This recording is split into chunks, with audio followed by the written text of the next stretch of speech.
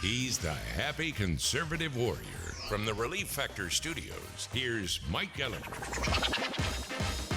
It's been quite a week, and I'm honored that we've been able to break it all down together, you and me, every single day on this show. What a time to be alive. What a time to have a show. What a time to be an American. And, of course, we go through highs and lows together. Clearly, the air crash disaster was a low point for aviation, for commercial aviation, for the military. Something went terribly wrong. And something sort of went wrong for me yesterday. And I want to relate this to you and share with you how sometimes I have bad luck. And look, we all have good days and bad days.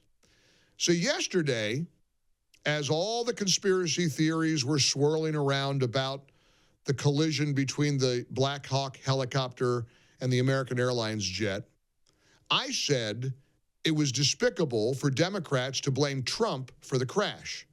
I said on this show, it's really not a good idea, as they're still retrieving bodies from the Potomac, to politicize a disaster like this. And then I threw in, for good measure, it's not a great idea to, even for our side, to bring up DEI now, and whether or not DEI played a role in this plane crash. Then, of course, it was time to say, let's go live now to the White House. And we bring you President Trump addressing the plane crash. And as you know by now, after asking for unity and a moment of silence, which was very respectful and classy, he launched into an anti-DEI tirade, blaming the Biden and Obama administrations for lowering standards and having DEI protocols that are making our skies less safe. So, as expected, I got some flack for that. I was joking after it happened. I said, look, it looks like I could maybe come up with another career path. You know, I've always thought about retiring in South Carolina. Maybe I wonder if that land where BB's Restaurant and Drive-Thru on Lawrence Road used to sit, maybe I could reopen BB's and rename it Mike Gallagher's BB's and, you know, sell cheeseburgers. Now that, you know, this talk show business hasn't worked out. And I was kidding, of course, but it wasn't my favorite moment. But I got an email from a listener that I want to share with you. And it kind of focused me on what Trump said and, frankly, what I said. The emailer is a guy named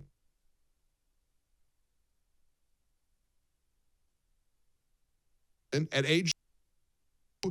my core is not a fan of either party. I heard you yesterday at the beginning of your show state that anyone who politicizes Wednesday's plane crash tragedy needs help. I don't know if you were surprised later in the day to hear Trump do exactly that. It's my expectation that on Friday's show, you will call him out, being just as guilty as anyone else who lacked the decency to avoid that kind of rhetoric so soon after the crash. Gordon goes on to say, Trump's comment is a prime example of a couple of his weaknesses. First, his mouth gets him into trouble almost daily. He's incapable of being able to properly filter his thoughts as a president should before he speaks them. Second, he has a weakness that almost all politicians have. He's not strong and secure enough to go back and admit that he ever makes a mistake in what he says or does. Now, Gordon's email has focused me, and it's going to allow me to, with clarity, defend what Trump did yesterday. And let me tell you why. It's not my favorite thing to talk about DEI so soon. But what people like Gordon fail to recognize about Donald Trump is that his supposed weakness is his strength. It's his superpower. And the Gordons of the world who want a nicey, conventional, traditional president never get this about Donald Trump.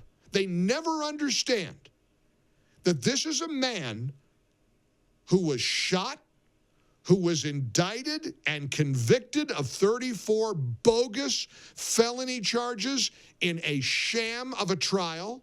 This is a guy who they have tried to destroy financially. This is a man whose wife's underwear drawer was raided and his son's bedroom was turned inside out. There is not a single person in the universe, in the history of America, who would have been able to take all of that and win the presidency twice. No one would be capable of the kind of success that he has had in winning over the American people. Nobody. There isn't a person alive in the history of America who would have been elected president after the entire government was weaponized against him to try to take him down, including nearly killing him. Who am I? I'm a big mouth with a talk show. Nobody shot me.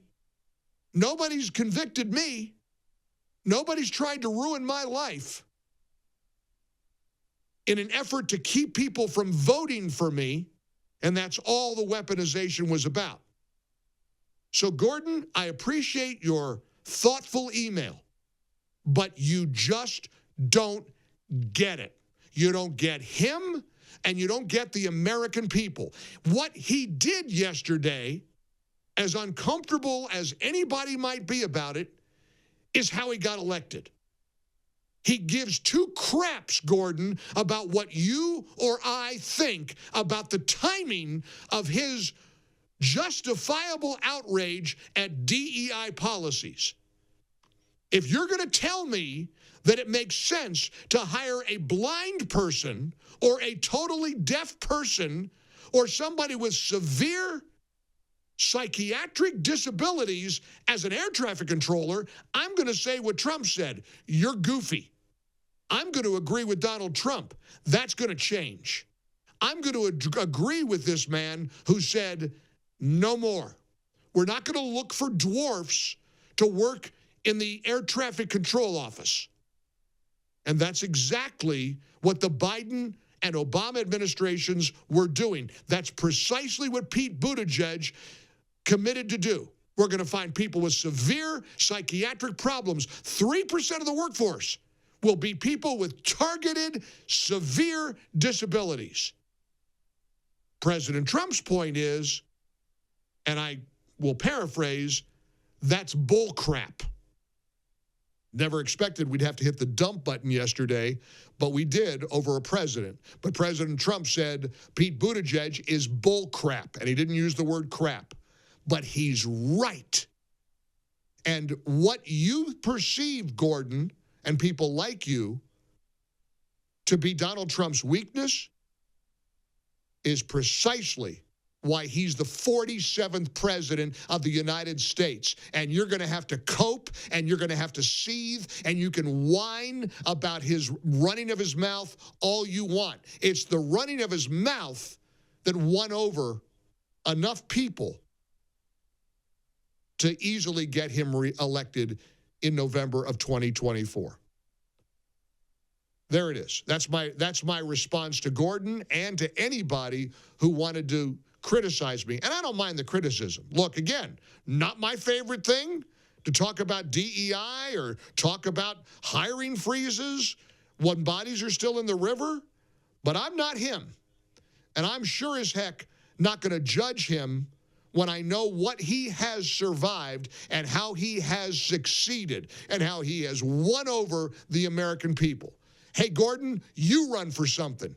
You have what he's been through. You get put through what he's been put through, and I dare you to come out the other side as successful as he has. I can guarantee you, you would not. You'd be like me. You'd curl up in a fetal position on the couch, and you'd never leave the living room. Felt good to kind of let an email critical of what I said yesterday help focus and formulate how I feel about the 47th president of the United States. And you look, this guy made it clear. I'm not a fan of either party. He runs his mouth. Trump talks too much. No. He says things that make all the sense in the world, and he is right over and over and over again. Here's what he said about people in the air traffic control tower. We're getting all these reports, not from Newsmax, but from the New York Times, that there weren't enough people in the control tower that night, that one guy was doing the job of two. There are reports from the Washington Examiner a year ago that white people are being turned away from jobs as air traffic controllers. They want diversity. They want equity. They want inclusion. Well, here's what Americans want. They want this guy. We need the smartest people. We need both psychologically smart and just brilliant, period. And we are going to have them in our control towers. We are going to have the most competent people in the country in our control towers, not people that are there for any other reason. Is that too much to ask? The most competent people in our control towers? You really want one-armed dwarfs in our control towers as opposed to competent white or black or Asian people? You want people with severe intellectual disabilities? That's your goal? I thought Charlie Kirk nailed it when he said, imagine waking up one day and thinking, folks, I feel like we don't have enough psychotic or mentally handicapped air traffic controllers. That was the Biden Department of Transportation. They set a hiring goal. And I'm reading from their site, from the government site. They set a hiring control. And that hiring goal, 3% per fiscal year for individuals with severe disabilities, including total deafness, blind, missing extremities, partial and complete paralysis, epilepsy, severe intellectual disability, psychiatric disability, and dwarfism. I don't care how progressive you are. You got to get on a plane, too. You want somebody with a severe psychiatric disability guiding your plane in and out of the airport? Give me a break. Give me a break. Many people are writing me and texting, asking if I'm going to address my apparent misstep yesterday. It was a funny moment. Dark humor. Look, sometimes even in tragedy and despair, you got to laugh a little bit. And I happen to be a fan of dark humor.